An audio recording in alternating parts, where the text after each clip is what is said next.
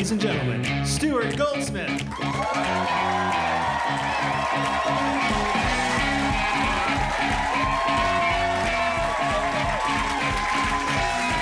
Thank you very much. Thank you very much. Wonderful to be here. All right.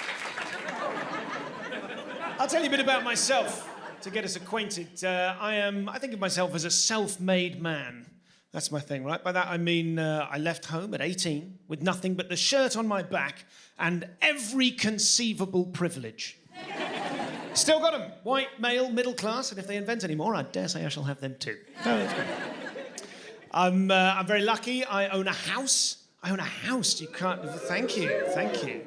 Yeah, it's hard saying that to people in their 20s. You can watch their dreams die in real time. It's not fair. I say I own a house. My wife owns a house. I own a wife. So that's good. Lived in London, the sprawling metropolis that is London, for the last 15 years. And then 5 years ago, I moved to the hipster capital of Britain, Bristol, as the result of losing an argument about starting a family. I left the city I love to be with the woman I like. And she hates that joke, and she's absolutely right to. We now live in Bristol, up a hill, in a creative community full of wankers. It's not a gated community. It is quite a steep hill. And everyone, if you like that, you're going to enjoy the rest of the show. This is going to be fun. Let's relax. Everyone, when I say it's creative, it's like everyone on our street has an arty job, right? So we've got comedian, we've got a DJ, a videographer, a dancer, a musician, and one architect to give the rest of us a sense of perspective. Like, sure you're artistic, but if you tried. And I've got to tell you, the area is gentrifying really nicely in a way that I am absolutely responsible for. When I first moved there, brunch on a Sunday was £8. Now it's £13.50. You're welcome. That's me. I did that. And if anything, it's too comfortable. It's a really comfortable place to live. So I'll give an example. We take the children, local kids, we take them on, my own children. I've said local kids there as if we're some sort of Pied Piper couple. And we're like, come children, let's go on a walk. No, not at all. We have two fabulous children, lovely little boy, and the girl one's good too. And I've known him longer. We go on walks and we go to the forest, right? The forest is technically a cemetery, but there's no point getting into that at this stage. And what we've noticed is such is the nature of our groovy, creative community that someone from the community has been sneaking into the forest and nailing lots of little 4-inch high doors to the bases of the tree trunks. Have you seen anything like this? Little fairy doors, right? You've seen them. So it's all twee and it's all sweet and the children come along and have an important cultural experience and go, oh, this must be where the fairies live. Not my son. My son's like, well, they're out, but there we are. And that's why they do it. But the problem is, we're such a bunch of wankers that all of the couples have gone home and go, have you seen it? Have you seen the forest? I can't whittle. I can't carve. How will we contribute?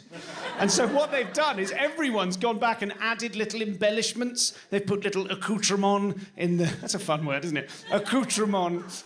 They've put like a little rocking chair in the front garden. Someone's cut up a doormat into inch squares and put little fairy doormats for the fairies to wipe their little booties on. Someone's got a lolly stick and 2 bits of string and made a little swing on a nearby branch. It's twee as hell, and it's my duty to disrupt it. So what I've done is I went to a doll's house furniture shop and bought a load of white goods, like fridge freezers, microwave ovens, and I just left them outside in the fairies' front gardens to rust. Get a Scalextric car, set fire to it, leave it smoking on its edge outside. Bring the area into disrepute, some miniature police tape here, some tiny crack pipes there. And what I did last night, I snuck in, I put a tiny white tent in one of the front gardens. Yeah, so it looks like there's been a murder. Take my son through it earlier today. Yeah, I think the cat got him. Ooh, nasty. It's not true, of course. I haven't done that. What I've done is I've decided to take it far too far in the opposite direction. So what I've done is I got on Etsy.com and I bought a job lot of about 200 of these fairy doors. And night after night, I've been sneaking in, adding more and more fairy doors, right? More doors, everywhere you can look, every inch plastered with doors, up trees, up branches, doors, until the area is completely oversubscribed, right? Doors everywhere. And so many doors, eventually the fairies, they're going to need somewhere to get their coffee, aren't they? So a little artisanal coffee coffee shop there, maybe a vegan upholsterer's over here. Doors, doors, doors, doors. And then at the very end, what I'm going to do tomorrow is sneak in with an armful of tiny little estate agent signs, start sticking them everywhere, as all of the local fairies are priced out of the area by these fluttering iridescent wankers from London. That's the plan. That's the plan. I recently achieved the dream of every middle-class person. I had a bit of work done on the house.